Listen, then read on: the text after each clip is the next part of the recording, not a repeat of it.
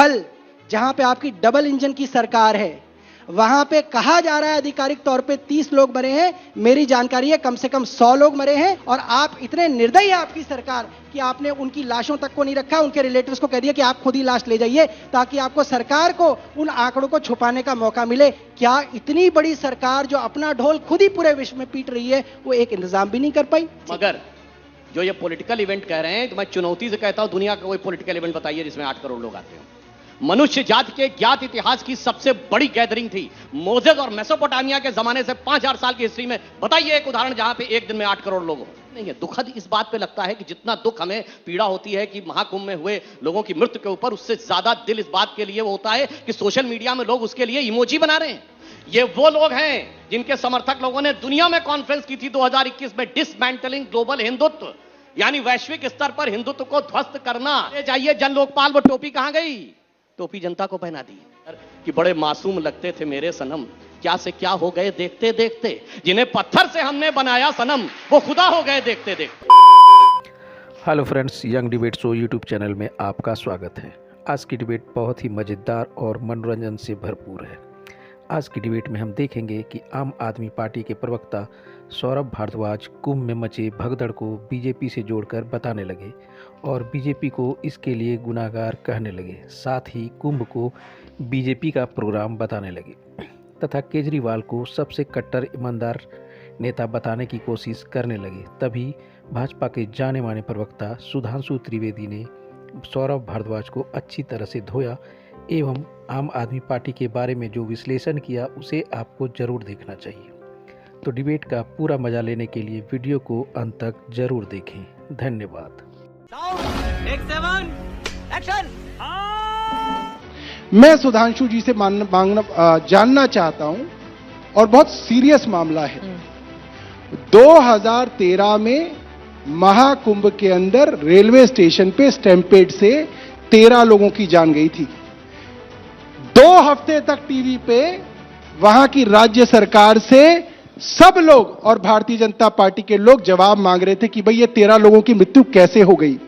कल जहां पे आपकी डबल इंजन की सरकार है, वहां पे कहा जा रहा है आधिकारिक तौर पे 30 लोग मरे हैं। मेरी जानकारी है कम से कम 100 लोग मरे हैं। और कल पूरे दिन ये तक लोगों को नहीं बताया गया कि कितने लोगों की मृत्यु हुई है। दूसरी बात, आपने सब जगह ढोल बजा बजा के गरीब लोगों को कुंभ में बुलाया कि आप आइए, आपके लिए हमने सारे इंतजाम कर रखे हैं। आपको मालूम था वहां पे करोड़ों लोग आएंगे। आपको यह भी मालूम था कि मौनी अमावस्या के दिन सब लोग चाहेंगे कि वहां पे महाकुंभ के अंदर जो है डुबकी लगाई जाए। आपके प्रशासन को मालूम था। उसके बावजूद बड़े बड़े उद्योगपति, करोड़पति, आप लोगों ने फैशन बना दिया है। चाहे राम मंदिर हो, चाहे महाकुंभ हो, करोड़पति उद्योगपतियों को आप वीआईपी बना के लाते हैं। आपकी सरकारें उनकी चाटुकारिता करती हैं। उसके कारण पिछले 1 हफ्ते से टीवी पे आ रहा है कि इन वीआईपीज की वजह से जो आम आदमी है, जो 1 हफ्ते की छुट्टी लेके महाकुंभ देखने गया, जो 1 साल की अपनी सारी की सारी सेविंग्स खर्च करके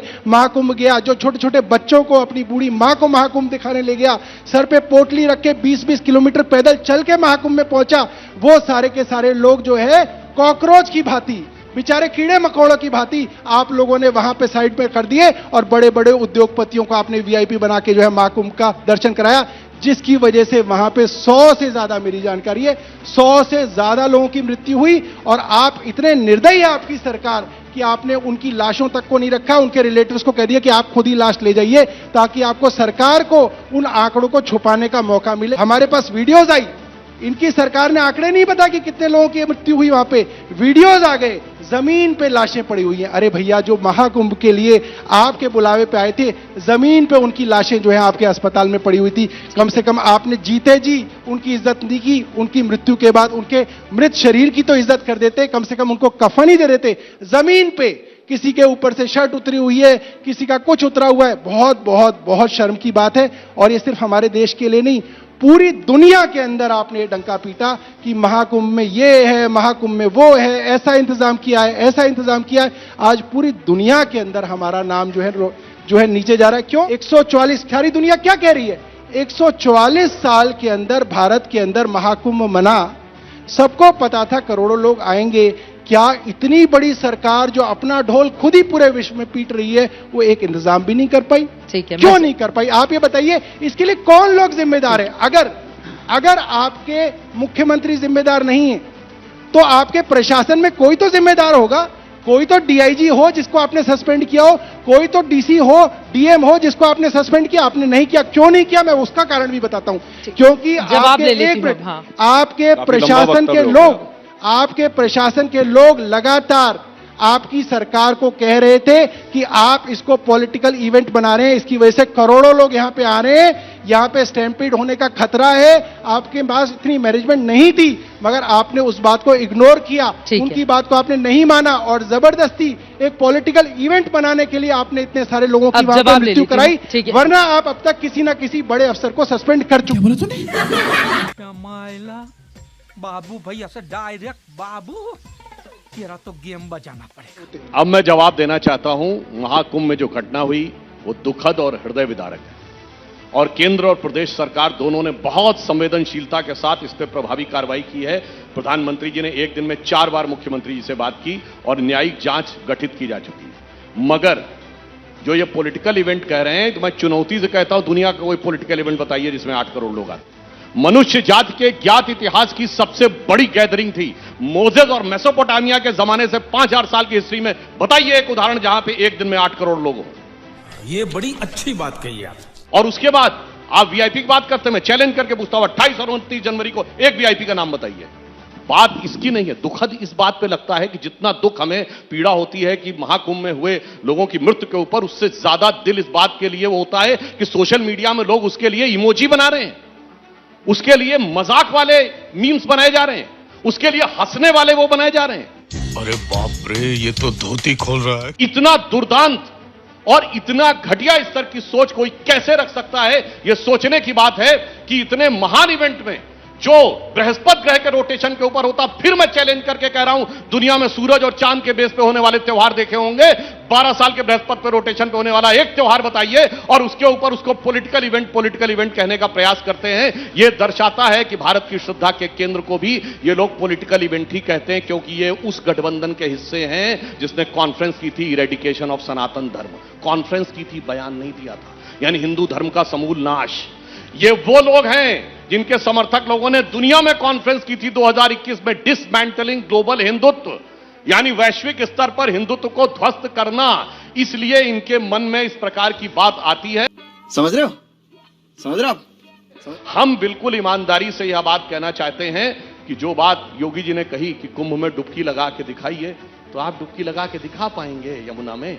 नहीं दिखा सकते। जहां की वो घटना थी उस विषय के ऊपर हम पूरी संवेदनशीलता से कहते। पर एक और बात मैं कहना चाहता हूं, दुखद घटना थी पर यह भी याद दिलाना चाहता हूं, 2015 में हज में भगदड़ हुई थी, 2000 से अधिक लोग मारे गए थे। मैं चुनौती से कहता हूं, एक व्यक्ति का बयान दिखाई जिसने इमोजी बनाई हो।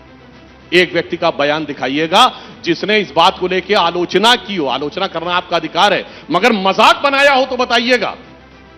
और यहां धार्मिक श्रद्धा के केंद्र के ऊपर इमोजियां बनाना बहुत दुखद है। अब मैं इनके पहले वाले प्रश्न पे आता हूं, जो इन्होंने कहा कि पुरानी बातें। अरे साहब छोड़िए, पुरानी बात पे क्या क्या कहेंगे। मैं राजनीति में नहीं आऊंगा, सारी संसद चोर है, बच्चों की कसम खाते हैं कि कांग्रेस का समर्थन नहीं लेंगे, गाड़ी नहीं लेंगे, बंगला नहीं लेंगे, फलाना नहीं लेंगे, ये नहीं लेंगे, वो नहीं लेंगे। और मुझे चाहिए जन लोकपाल। वो टोपी कहां गई? टोपी जनता को पहना दी। कहते दिल्ली में तो पूरी सरकार नहीं है तो लोकपाल नहीं है, पंजाब में तो पूरी सरकार है, वो लोकपाल कहां है? और इनकी पार्टी में एक लोकपाल थे एडमिरल रामदास, वो कहां चले गए? उनको भी ठेका दिया। मुझे लगता है इससे ज्यादा बदलता हुआ चरित्र जो चीफ मिनिस्टर ये कहते थे कि मैं सिक्योरिटी नहीं लूंगा, वो भारत के इकलौते चीफ मिनिस्टर हैं जिन्हें 2 राज्यों की Z+ सिक्योरिटी चाहिए। ये भारत के इकलौते सीएम है कि अपने राज्य की Z+ सिक्योरिटी के अलावा एक और राज्य की Z+ सिक्योरिटी चाहिए, यानी Z++ सिक्योरिटी चाहिए। मुझे लगता है ये मासूम चेहरा बनाकर और लोकपाल की टोपी रख के जब आए थे तो लोगों को लगा था कि शायद कुछ नया करेंगे, मगर उसके बाद इन्होंने इतना रायता फैलाया है कि आज दिल्ली की जनता के मुंह से जानते क्या निकल रहा है? इनकी 10 साल पहले की फितरत और आज की सूरत देखकर कि बड़े मासूम लगते थे मेरे सनम, क्या से क्या हो गए देखते देखते।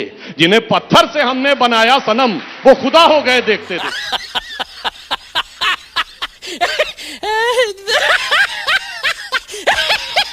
अभी इसी मंच पर अरविंद केजरीवाल जी थे सुबह। उनकी ओर से कहा गया कि आप में यानी कि बीजेपी और कांग्रेस पार्टी में इलू इलू चल रहा है इस समय, और दोनों अरविंद केजरीवाल को घेरने में लगे हुए हैं। अभी मजा आएगा ना भिड़ो। ये बड़ी मजेदार बात कही है। इनका तो इलू इलू ये है कि सबसे पहले सत्ता की दहलीज आपको आम आदमी पार्टी किसने पार करवाई? इनकी पालकी ढोकर कांग्रेस। 49 दिन बाद सरकार गिर गई। इन्होंने कहा आपकी गलती हो गई, दोबारा नहीं मिलेंगे। फिर 6 महीने पहले मिले थे, आज फिर अलग हो गया। मैं फैक्चुअल और पॉलिटिकल दोनों जवाब देता हूं। इलू इलू तो इनका यह है कि शाहीन बाग पे दोनों का इलू इलू है, एक साथ है। बटाल हाउस इनकाउंटर पे दोनों का इलू इलू है, एक साथ है। धारा 370 पर दोनों का इलू इलू है, एक साथ है। सीए के ऊपर दोनों का इलू इलू है, प्रस्ताव पारित करते हैं, एक साथ हैं। यहां तक कि दंगे के आरोपी वाले भी पहले इनके साथ थे, अब तो डबल MIM वालों के साथ हैं। हर मुद्दे पे ये एक साथ हैं, एक दूसरे पे आरोप लगाने के लिए। यहां तक अभी देखिए कुंभ जैसी दुखद घटना पर भी ये एक साथ थे। और कोई भरोसा नहीं है कि चुनाव के बाद एक दूसरे के आंसू पोंछने के लिए फिर एक साथ हो जाएं। इन दोनों का इलू इलू जानते कैसा है चित्रा जी? कांग्रेस और आपका, मिलो न तुम तो हम घबराएं, मिलो तो आंख चुराएं, हमें क्या हो गया। खत्म, bye bye, tata, good bye.